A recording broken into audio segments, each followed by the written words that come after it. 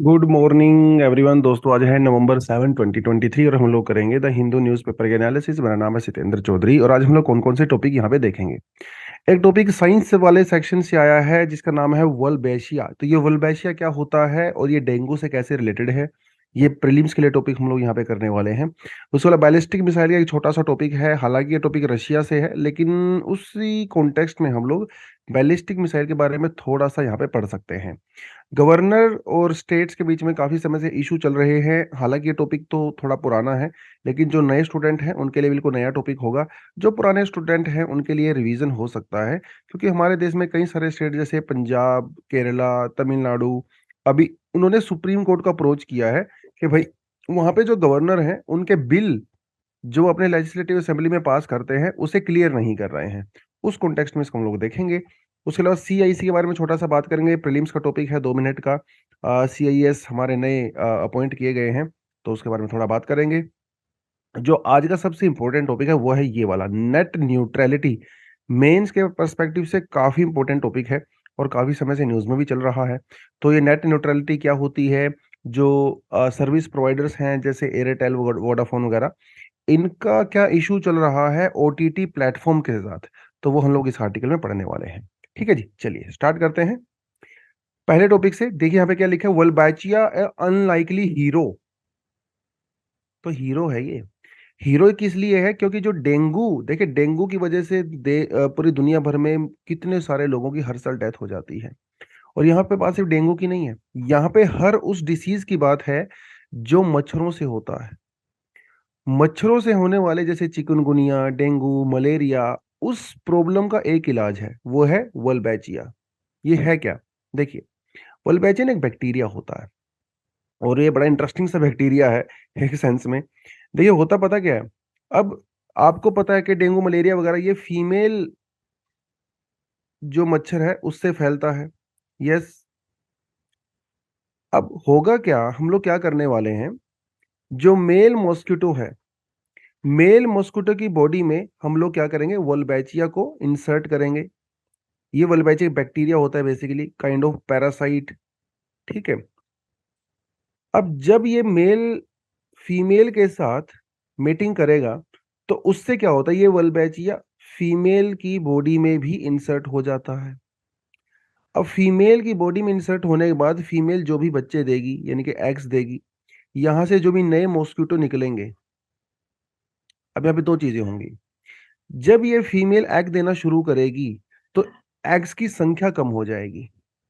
पहली बात तो ये। दूसरी बात, ऐसा भी हो सकता है कि वो एग दे ही ना और ये फीमेल इनफर्टाइल हो सकती है, ये भी पॉसिबिलिटी है। या फिर मान लो उसने एग दे भी दिया और उस एग से नए मॉस्किटो आ गए, तो ये जो मॉस्किटो आएंगे दे विल बी इनफर्टाइल।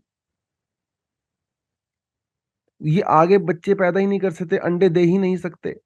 तो इससे एक्चुअली में होगा क्या, ये जो पॉपुलेशन है मच्छरों की वो कंट्रोल हो जाएगी। और जब मच्छर ही नहीं रहेंगे तो जब बीमारी कहाँ से आएगी? तो ना रहेगा बांस, ना बचेगी बांसुरी। तो ये वल्बैचिया का कॉन्सेप्ट है basically. Wolbachia is injected into the dengue vector. ठीक है, जो मच्छर होता है। तो ये वल्बैचिया इन्फेक्टेड है और ये वल्बैचिया इन्फेक्टेड नहीं है, मतलब यहाँ पे ये फीमेल है, आप इस मेल की बात कर लीजिए। ठीक है। तो उससे होगा क्या, ये जो नए वाले एग होते हैं इसमें से मच्छर निकलेंगे ही नहीं। एग तो देगी, मच्छर नहीं निकलेंगे। और एग देने के बाद मान लो मच्छर निकल भी गया तो ये इनफर्टाइल होंगे, तो किसी और को इन्फेक्ट कर ही नहीं पाएंगे और इनसे फिर फर्दर बच्चे नहीं होंगे। ये बिल्कुल सिंपल सा कॉन्सेप्ट नजर आ रहा है लेकिन बड़ी ही मैजिकल सी चीज है। क्योंकि ये कई बार अफ्रीका में, साउथ अमेरिका में कई जगह पे इसको इम्प्लीमेंट करके देखा है और इसके रिजल्ट काफी अच्छे आए हैं। फिलहाल जो एक्सपेरिमेंट नजर आ रहे हैं उससे ये पता चलता है कि भाई इससे ज्यादा साइड इफेक्ट भी नहीं है। तो it's a good thing. Wolbachia is a type of bacteria, जैसे कि मैंने आपको बताया। यूजली जो एंथ्रोपोड वगैरह होते हैं, जो कीड़े मकोड़े होते हैं, ठीक है, अम, उनके अंदर ये जो है पाया जाता है, तो वहां से निकाल के इसको हम लोग मच्छरों के अंदर इंजेक्ट कर देते हैं। तो एडिस जो है, aegypti mosquitoes carry natural Wolbachia bacteria. The transmission of the virus like the dengue, Zika, chikungunya and yellow fever is reduced. ठीक है, तो ये थोड़ा इन सारे डिसीज में काम करेगा। तो ये है पूरा आर्टिकल, इससे ज्यादा इसमें कुछ था नहीं। मजा आया आपको? तो ये प्रीलिम्स के परस्पेक्टिव से है। कुछ आर्टिकल मेंस के पर्सपेक्टिव से होते हैं। तो सैटरडे को हमारे करंट अफेयर की क्लास होती है जिसमें प्रीलिम्स और मेंस दोनों ही पर्सपेक्टिव से मैं आपको आर्टिकल्स कवर कराता हूँ पूरे हफ्ते के। तो ये क्यूआर कोड दिया हुआ है, आप इसको स्कैन करके उस कोर्स को ज्वाइन कर सकते हैं। ऐसी 1000 अगर आप कोड अप्लाई करोगे तो 1000 रुपीज का डिस्काउंट मेरी तरफ से आपको एक्स्ट्रा मिल जाएगा। ठीक है जी, चलो नेक्स्ट जो हम लोग बात करते हैं that is about the ballistic missile.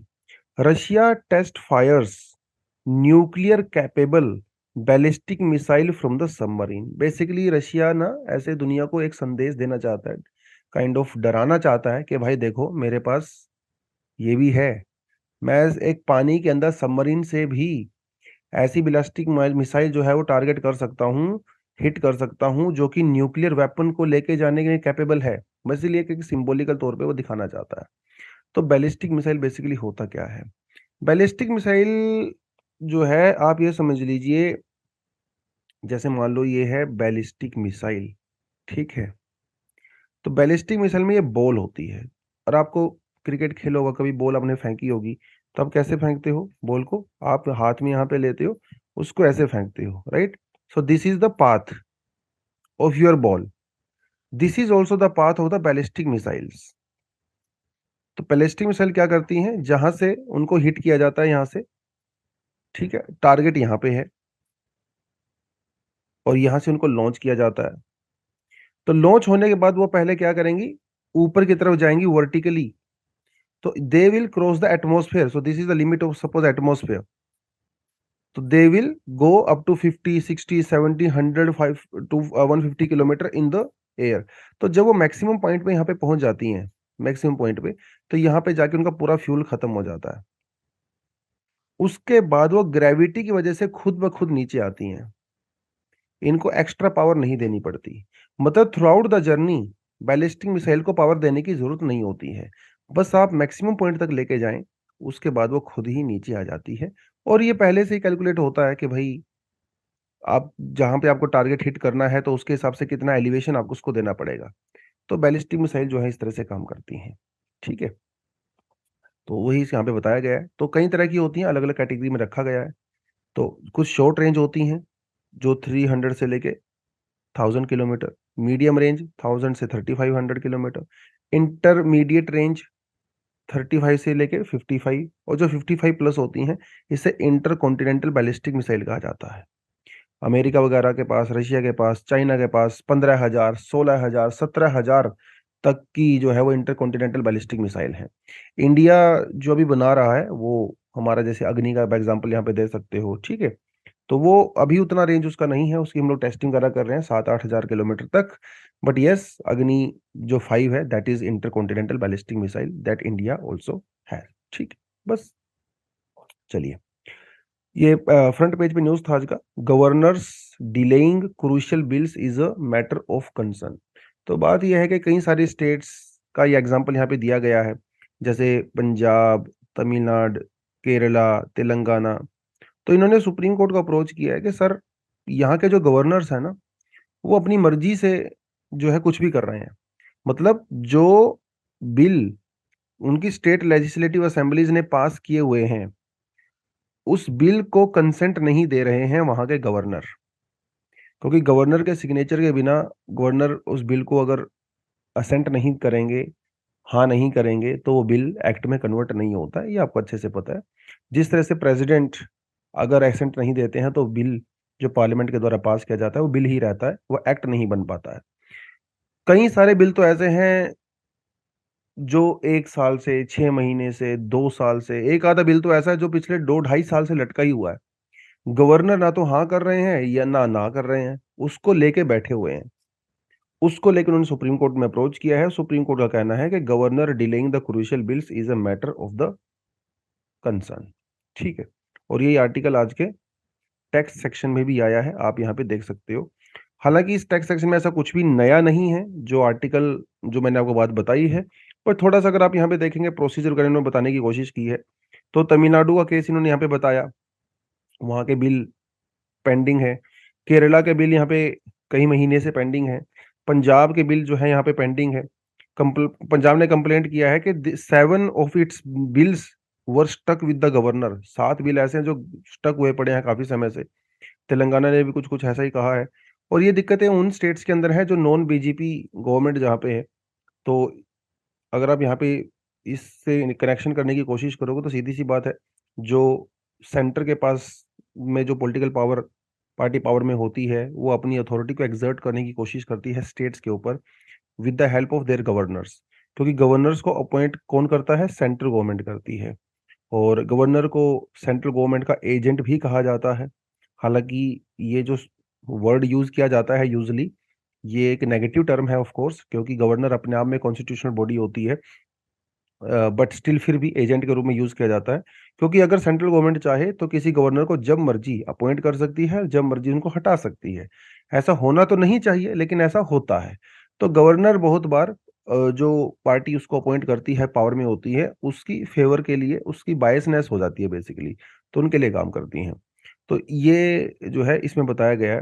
Do the governors have the discretion? अगर आप लक्ष्मीकांत पढ़ोगे तो आपको पता चलेगा कि गवर्नर के पास कई सारी ऐसी पावर होती हैं जो अपनी मर्जी से यूज कर सकते हैं।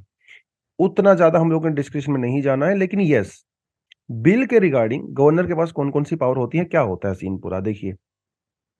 जब हम आर्टिकल 200 की बात करते हैं, तो आर्टिकल 200 के अंदर आर्टिकल 200 ये कहता है कि बिल जो लेजिस्लेटिव असेंबली के द्वारा पास किया गया है, गवर्नर अगर चाहें तो उस बिल को प्रेसिडेंट की कंसिडरेशन के लिए रिजर्व कर सकते हैं। ठीक है। और जब उनका मन करे, जब उनका ऐसा लगता है कि पर्टिकुलर बिल फेडरल स्ट्रक्चर को इम्पैक्ट कर रहा है, या फिर हाई कोर्ट की जो रिव्यू जो पावर होती है उसको इम्पैक्ट कर रहा है, तो प्रेसिडेंट को उसको भेज सकते हैं, उसमें कोई दिक्कत नहीं है। लेकिन दिक्कत तब आती है जब गवर्नर ना तो उसको प्रेसिडेंट को भेज रहे हैं, ना खुद उसको हाँ कर रहे हैं। क्योंकि गवर्नर के पास इंडिया में एब्सोल्यूट वीटो है और सस्पेंसिव वीटो है, इनके पास पॉकेट वीटो नहीं है। ये क्या होता है? एब्सोल्यूट वीटो का मतलब होता है कि वो किसी भी बिल को ना कह सकते हैं। ठीक है, ना कर दिया तो कर दिया, अब वो बिल पास नहीं होगा, बात खत्म। सस्पेंसिव वीटो का मतलब ये होता है कि अगर बिल गवर्नर के पास आता है तो वो उस बिल को दोबारा से लेजिस्लेटिव असेंबली के पास भेज सकते हैं कि भैया आप इसको रिकंसिडर करिए, या फिर इसके अंदर कुछ अमेंडमेंट करना है तो आप वो करिए। उन्होंने सस्पेंड कर दिया, लेकिन लेजिस्लेटिव असेंबली अगर उसको दोबारा से पास करके, चाहे वो सिंपल मेजोरिटी से ही क्यों ना हो, दोबारा से पास करके अगर गवर्नर के पास भेज देती है, तो गवर्नर को उसको पास करना ही पड़ता है। वो फिर बाद में सेकंड टाइम उसको मना नहीं कर सकते। That is the meaning of suspensive veto. आपने एक बार सस्पेंड कर दिया, वो वापिस अगर आपके पास फिर से आता है, आप उसको सस्पेंड नहीं कर सकते, आपको हाँ करना ही पड़ेगा। हाँ, मनी बिल वाले केस में वो सस्पेंड नहीं कर सकते, उनको हाँ करना ही पड़ता है। पॉकेट वीटो का मतलब ये होता है कि भाई ना तो वो हाँ कर रहे हैं, या ना वो ना कर रहे हैं, ना तो उसके ऊपर सिग्नेचर करने हैं, ना उसको रिजेक्ट कर रहे हैं। That is called pocket veto. Governor के पास पॉकेट वीटो नहीं होती है। जबकि उसके बावजूद भी गवर्नर तमिलनाडु में, केरला में बिल को ना तो हाँ कर रहे हैं, ना ही ना कर रहे हैं, पॉकेट वीटो का यूज कर रहे हैं, जबकि उनके पास पॉकेट वीटो है नहीं। तो मिसयूज कर रहे हैं बेसिकली एक ऐसी वीटो का जो कॉन्स्टिट्यूशन ने उनको दिया ही नहीं है। ये समस्या यहाँ पे है। तो या तो वो हाँ कर सकते हैं या ना कर सकते हैं, बिल को रिटर्न करने के लिए भेज सकते हैं जैसे मैंने आपको यहाँ पे बताया, या फिर प्रेसिडेंट के लिए उसको रिजर्व कर सकते हैं। एक बार अगर गवर्नर ने प्रेसिडेंट को बिल भेज दिया, तो उसके बाद गवर्नर का रोल खत्म हो जाता है। ठीक, सारा रोल यहाँ पे प्रेसिडेंट का हो जाता है। अब प्रेसिडेंट चाहे तो उसको हाँ कहें, प्रेसिडेंट चाहे तो उसको ना कहें, प्रेसिडेंट चाहे तो उसको वो वापस लेजिस्लेटिव असेंबली को वापस से भेजें। ये प्रेसिडेंट की मर्जी है। प्रेसिडेंट के पास पॉकेट वीटो होती है। ठीक है, गवर्नर ने भेजा प्रेसिडेंट को, प्रेसिडेंट ने वापस से भेजा लेजिस्लेटिव असेंबली को। अब ये लेजिस्लेटिव असेंबली उसको दोबारा से गवर्नर के पास नहीं भेजेगी, क्योंकि गवर्नर का रोल खत्म। ये भेजा जाता है दोबारा से प्रेसिडेंट के पास। अब ये प्रेसिडेंट की मर्जी है दोबारा से कि उसको हाँ करे या ना करे, मजबूरी नहीं है। तो he can actually exercise pocket veto second time also. तो ये थोड़ा सा आपको पावर के गेम यहाँ पे समझना पड़ेगा। लेकिन दिक्कत ये हो रही है, आर्टिकल ये कहता है कि भाई प्रेसिडेंट अपनी पावर का मिसयूज कर रहे हैं, क्योंकि वो पॉकेट वीटो का यूज कर रहे हैं जो कि कॉन्स्टिट्यूशन उनको दिया ही नहीं है। तो ये थोड़ी सी आप देख सकते हैं यहाँ पे आर्टिकल्स वगैरह, article 154, article 163, article 164 regarding the power of governor. ठीक है जी, चलिए कुछ पीवाईक्यूज हैं, अगर आप इसको सोल्व करना चाहे तो कर सकते हैं। Who among the following is not directly participating in the election of the president? Who has the power to declare the area as a scheduled area? President, Prime Minister, Governor, or the Chief Minister? What is true about the money bill? They must be introduced on the prior recommendation of the President. और अगर मैं state की बात करूं तो they must be introduced to the prior recommendation of the Governor. तो यह उनमें से कौन सी स्टेटमेंट सही है? They can originate in both house of the parliament. तो ये करेक्ट है या इनकरेक्ट है? तो क्वेश्चन को थोड़ा ध्यान से पढ़ें और नीचे कमेंट सेक्शन में आप इसका आंसर कर सकते हैं। चलिए जी, Heera Lal Samariya is the chief information commissioner. तो इनको बधाई हो, और आपको भी बधाई हो कि हमारे देश का एक नया सीआईसी को फाइनली यहाँ पे अपॉइंट कर दिया गया है। तो सीआईसी बेसिकली होता क्या है? इन्हें कहा जाता है सेंट्रल इंफॉर्मेशन कमिश्नर, सीआईसी। ये इंफॉर्मेशन कमिश्नर क्या होता है? देखिए, आपको पता है कि हमारे देश में राइट टू इंफॉर्मेशन एक्ट है जो कि 2005 में हम लोगों ने पास किया था, और ये एक स्टैट्यूटरी बॉडी है। ठीक है, कॉन्स्टिट्यूशनल बॉडी तो नहीं है क्योंकि बाद में हम लोगों ने इसको ऐड किया था। अब जब राइट टू इंफॉर्मेशन कमीशन हम लोगों ने बनाया, उस समय हम लोगों ने एक सीआईसी भी बनाया, सेंट्रल इंफॉर्मेशन कमिश्नर, और जिसके अंदर हमारे बैठते हैं सीआईसी यानी कि चीफ इंफॉर्मेशन कमिश्नर। इनका बेसिक काम क्या होता है? जो राइट टू इंफॉर्मेशन के तहत जो एप्लीकेशंस आती हैं, तो सीआईसी एक हाईएस्ट अथॉरिटी होती है। ठीक है, अगर किसी ने एप्लीकेशन दिया है और उसके ऊपर कार्रवाई नहीं हुई है तो सीआईसी के पास आप कंप्लेंट लेके जा सकते हो। वो उस तरह की चीजें ये रहती हैं, और इनका डिसीजन जो है वो फाइनल रहता है। लेकिन ऐसी इसी तरह से हमारे स्टेट्स के अंदर भी सीआईसी होते हैं। सेंटर के अंदर भी हमारे जो है सीआईसी हैं, चीफ इंफॉर्मेशन कमिश्नर।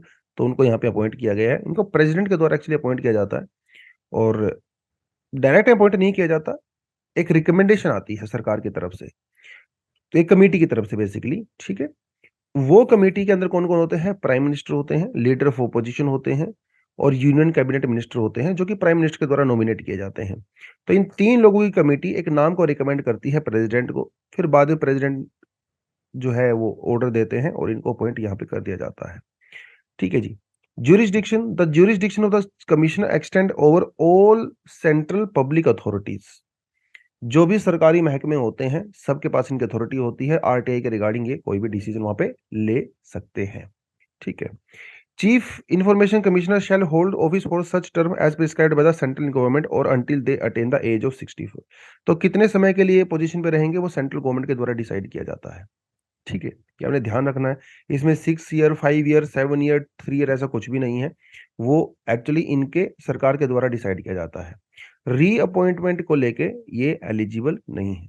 अब ये वाला वैसे जो प्रोविजन है यहाँ पे थोड़ा सा कंट्रोवर्शियल है, क्योंकि इस केस में ना सरकार पावर पावर सरकार के पास आ जाती है। हो सकता है वो 1 साल में उनको हटा दें, 2 साल में हटा दें, 3 साल में हटा दें।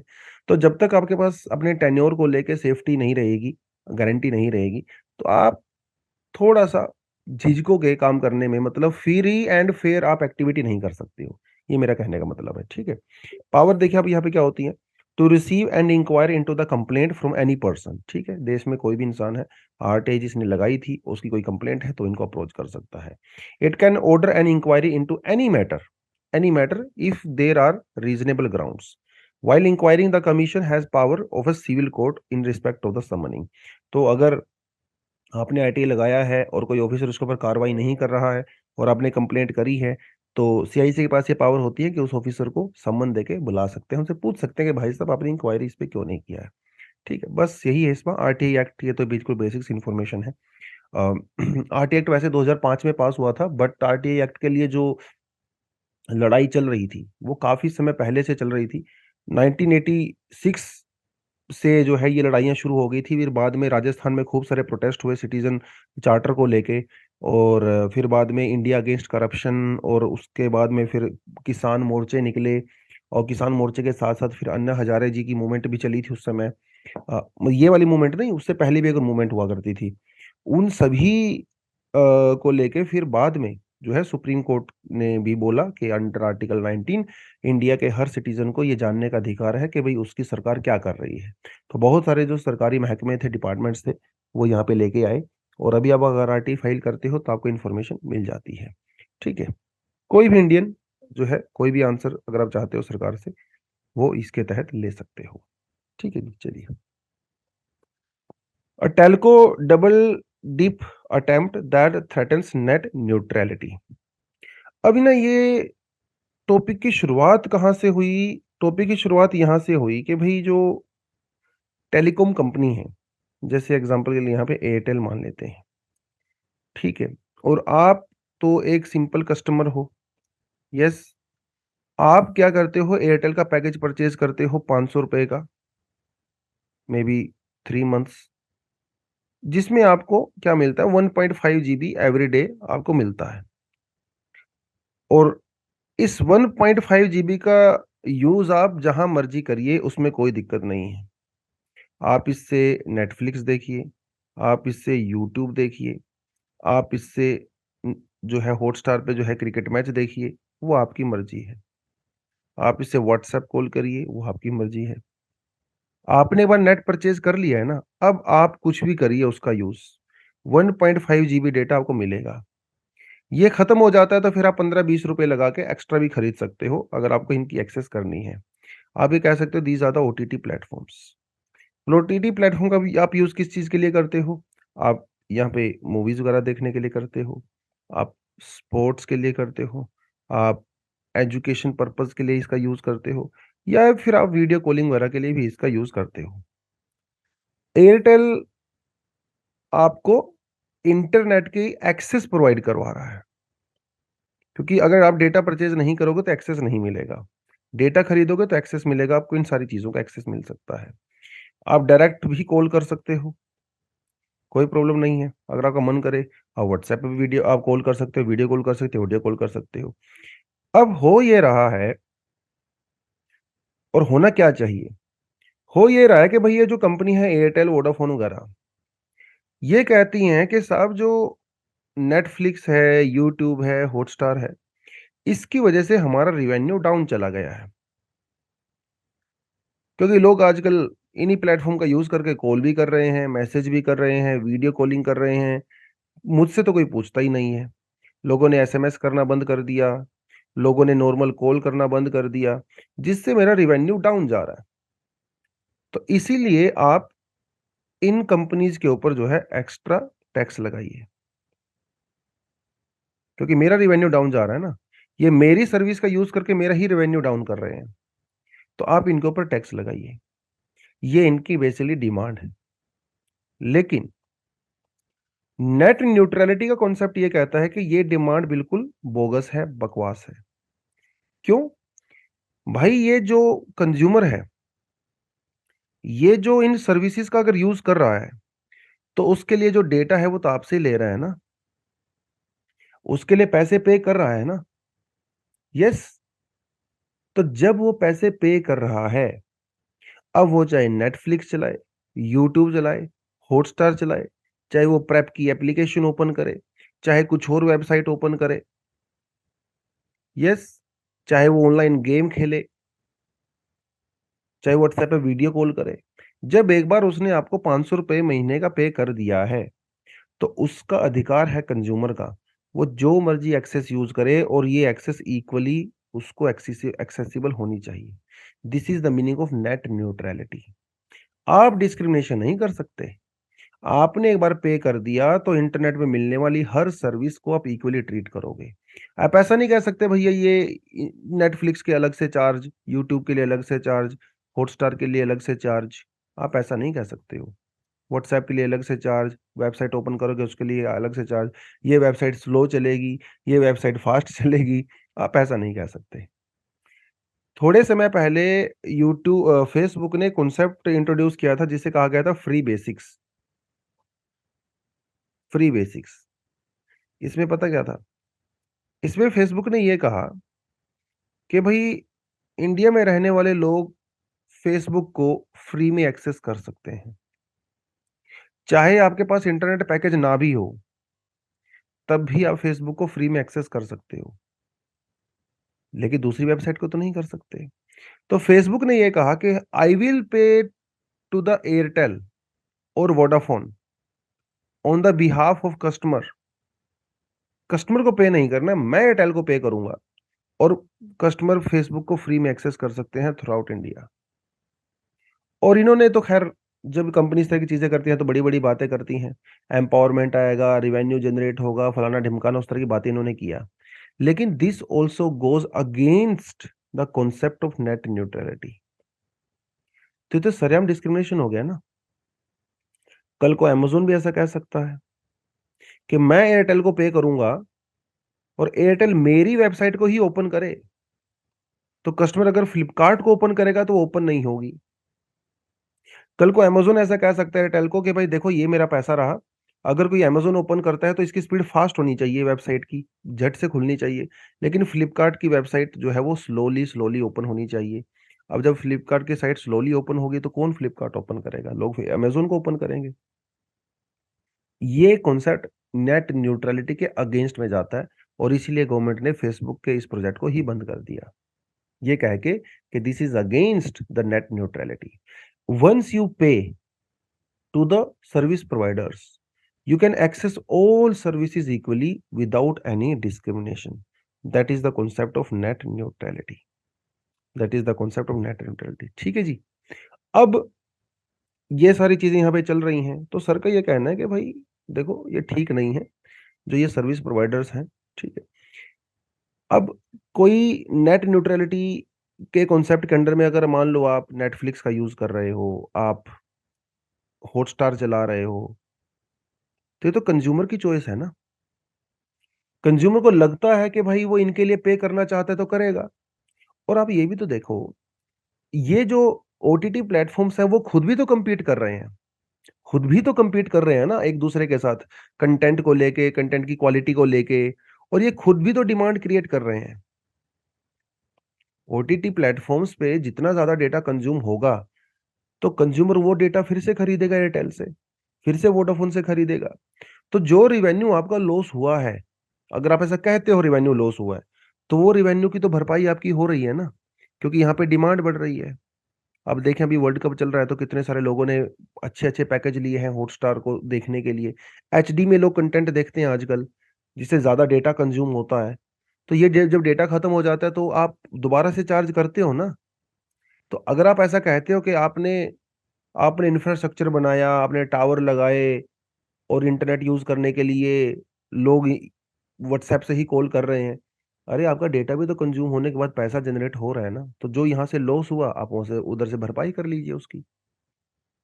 और अगर आपको ऐसा लगता है कि चार्जेस कम है तो कोई बात नहीं, आप फीस बढ़ा दीजिए, 500 वाले पैकेज को 600 को कर दो, 700 को कर दो, आपको कोई रोक तो नहीं रहा है। हाँ, अगर ओटीटी प्लेटफॉर्म के ऊपर एक्स्ट्रा चार्जेस लगेगा आपके कहने से, तो डेफिनेटली ओटीटी चार्जेस अपनी फीस बढ़ाएंगे। तो इंपैक्ट किसके होगा? सब्सक्राइबर्स के ऊपर इंपैक्ट होगा, क्योंकि आपने इंटरनेट का प्राइस बढ़ा दिया, सब्सक्राइबर के ऊपर वो भी इंपैक्ट होगा। और ओटीटी प्लेटफॉर्म अगर आपको एक्स्ट्रा पैसा पे करेंगे तो ओटीटी प्लेटफॉर्म का सब्सक्रिप्शन भी महंगा हो जाएगा। तो ये ठीक नहीं है। इट इज समथिंग लाइक, आप ये समझ लीजिए कि भाई जैसे अगर आप बात करें, आप मान लो एक टोल प्लाजा है, ठीक है, टोल प्लाजा में गाड़ियां आती हैं, छोटी भी गाड़ी आती हैं, बड़ी भी गाड़ी आती हैं। कुछ बड़ी गाड़ियां आएंगी, कुछ छोटी गाड़ियां आती हैं। जो बड़ी गाड़ी आएंगी इससे तो वहां पे ट्रैफिक जैम हो सकता है, कंजेशन हो सकता है।